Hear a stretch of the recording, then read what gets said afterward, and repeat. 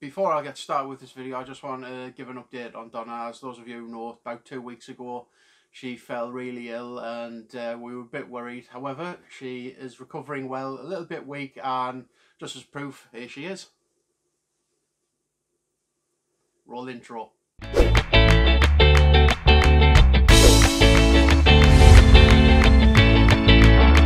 Alright Weebs, and welcome to Behind the Weebs, a look at behind the scenes of SunnyCon and the Expo. I'm Tucky, and you can find me on Twitter at Tucky the Weebs, and today I'm giving an update on the current situation with how SunnyCon's doing. I didn't really want to make too much of a focus around about updates every day and whatnot, because things change and the world moves at such a quick pace that if we were to update every day it would be a pain in my backside, quite literally. But I'm here today. It is the 6th of April. It's around about 3 o'clock in the afternoon. Just to timestamp that in case things do change. And this is where we are at the moment. First point I want to make is that SunnyCon Anime Expo is still planning on running as normal for the 26th to the 28th of June this year. There's a lot of people approaching us online and saying, you know, oh, I've heard SunnyCon's cancelled. Is SunnyCon going to be cancelled? You know, the whole virus thing. Is SunnyCon still going ahead?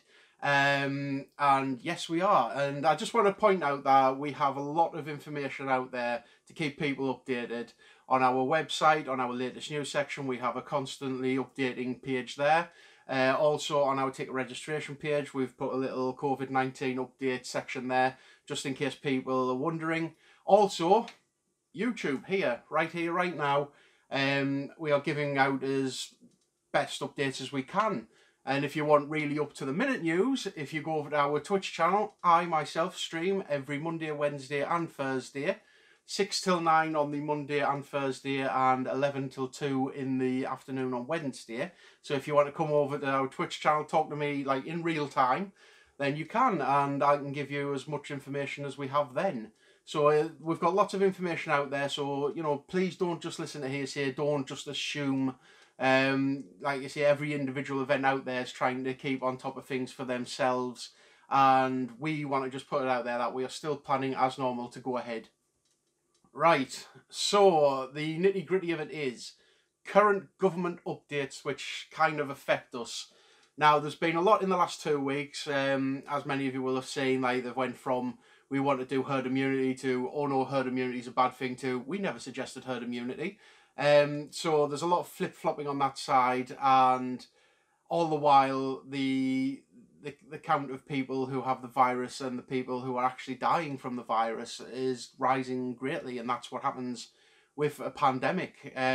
Sharp increase in growth of cases, and I can't remember when it was, but they've put us on like a kind of lockdown, even though at first it was kind of like, don't go out, but we'll keep everything open so you can go out.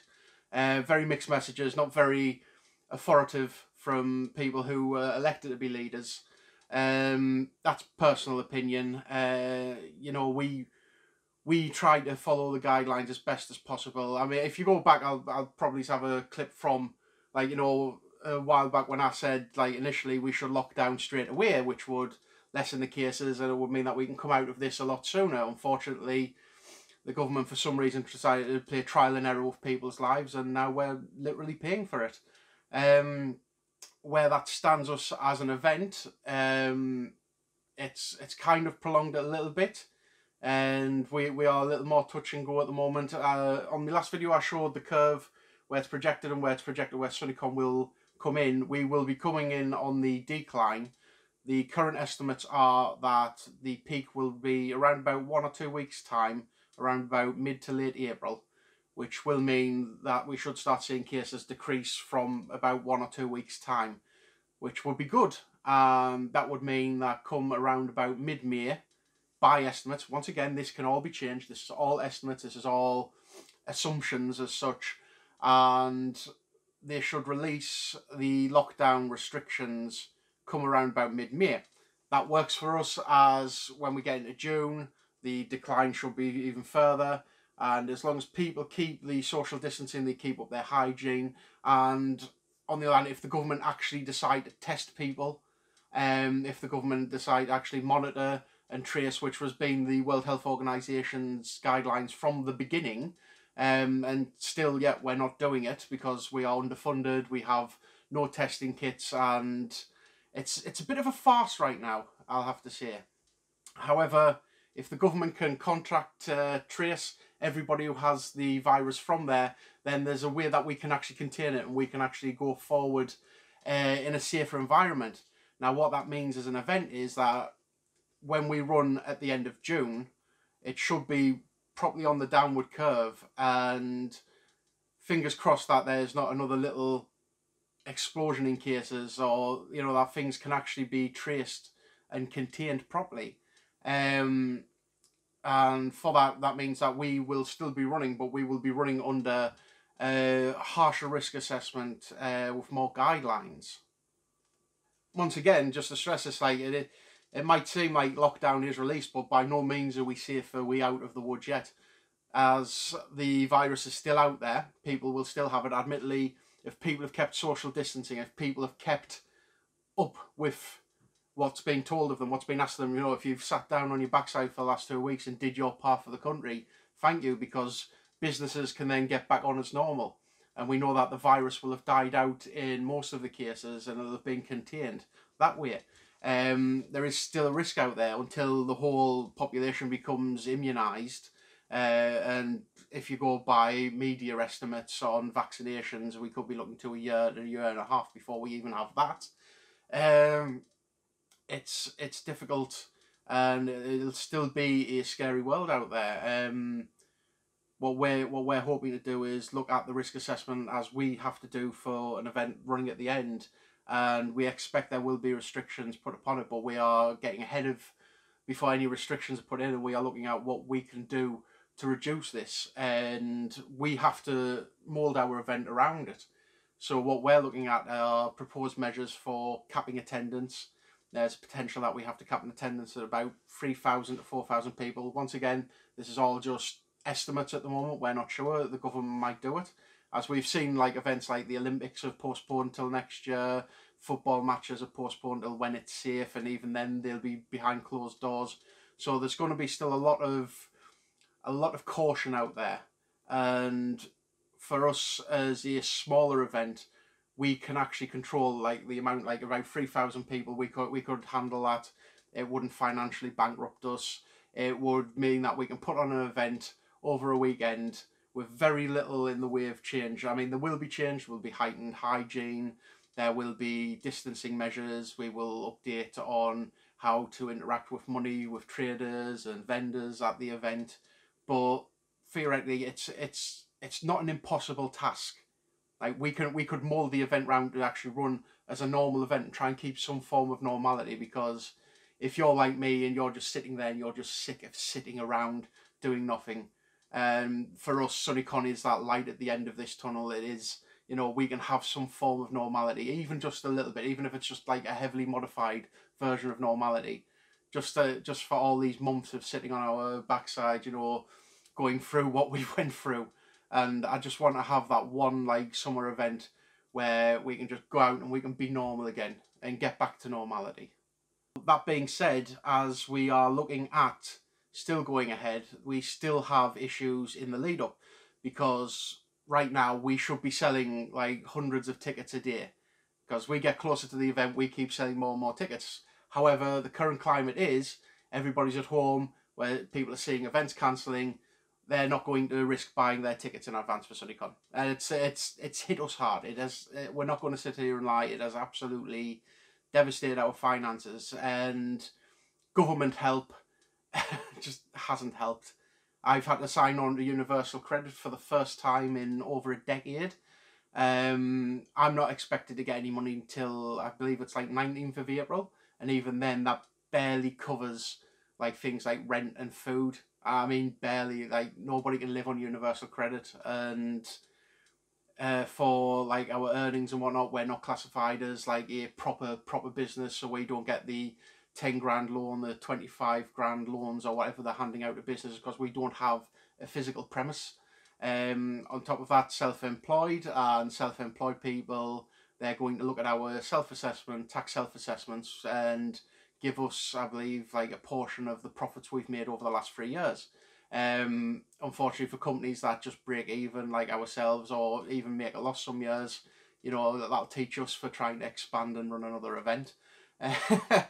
It's left us with barely anything. So at the moment, we are just living on universal credit, and we want to get back to the point where we're actually selling tickets and people have the confidence to buy and then come to the event. And without those ticket sales, we can't then go forward, and we've got pin badges to order, we've got bags, t-shirts to order, still got art books to do, wristbands, and we don't have the capital for that just yet. However, we hope that people are seeing that, you know, the lockdown will be lifted by around about start off to mid-May, and even sooner if people just stay the fuck indoors. And if people just follow these guidelines, then we can get on with our lives, and it gives us more time to run the event. Because as soon as lockdown's lifted, we're estimating that people will come back and buy tickets, and in bulk, because, you know, people have been sitting on it and they want this event to go ahead. And I mean, our ticket sales, they've went from like a couple of hundred a week down to like about 5 or 6 in the last like month. And it's not viable for us, because we still got to pay the venue. The venue still need paying, other things need paying. So we are putting our hopes, we're kind of gambling on attendees. We are gambling on you guys to come forward and buy your tickets early still, even when this is all over, and when confidence is put back into you. We are hoping you will buy, we are hoping you will attend, and that way we can then like claw this back from the brink of nothingness. Admittedly, there's going to be hardship, but it's personal hardship. It's hardship for us, as we need to pay our bills still. We've still got like kids to feed, so we're aware of that. We are, and it'd be remiss of me to just sit here and like pretend like, oh, we're still going ahead, everything's as normal. It's not. There's tight deadlines that we're going to have to meet, and we are hoping that when this lockdown is lifted, that revenue stream starts up again. We can start getting things paid off. We can order the t-shirts, bags, and like pin badges, and get everything pretty much rushed till we get to the end of June, and come then we can go on as normal. Another external factor that kind of goes against us is, well, it's just external powers, things that we can't control. Other companies that work with us, what their situation will be, how things will work out. One will be like our guests, or our guest Richard Epcar. I think we'll not be getting a second guest for this year now, because it's too late and people are too risky. The situation ongoing in America, where Trump's just basically, he's ruined the country, and he's ruined the populace, and his whole, let's just call it fake news and hope it goes away tactic has fallen flat on its face. And people in America, like, they're showing that people aren't doing social distancing, people are going out, people don't care. On one hand, that means their peak will be a lot sooner, and they will probably get out of the whole coronavirus situation a lot faster, but the death toll will be unfathomable. And that's the sad cost of it all, that people haven't taken this seriously, and the people in charge for our countries have dragged their heels and really buggered up on it. But that would affect Richard in America. Both his personal safety is at risk right now. As long as he's taking self-isolation himself seriously and he's keeping well, which we hope he is, he's fine. But there are things such as travel restrictions, because once this is all over, we expect that like people coming into the UK for things like tourism, I don't think that'll be rectified for another 2 to 3 months after. Because if we can control the virus in our own country, and we can pinpoint who has it and where, and we can basically put those areas in little bubbles, and that's how you maintain it until like it goes away, and then 14 days that bubble closes, and then you can progress with normal life. But externally, outside of the United Kingdom, the USA, it's running rampant. Other countries around the world, it's still running rampant. So we have the potential that we may not get the guest over for this year. Backup plan for that is he just comes over in 2021. We hope it's like that. We hope that we will be able to get him over in some way, shape or form. And we are still working on ways around that. So that's been it so far. I've passed out all the information we have currently. As we say, things can change. Things probably will change. We are keeping abreast of the news. We are keeping on top of it, and our risk assessment's changing daily.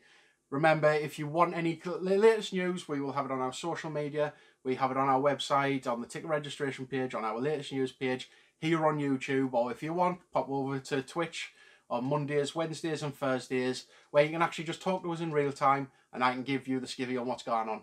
And that'll be it.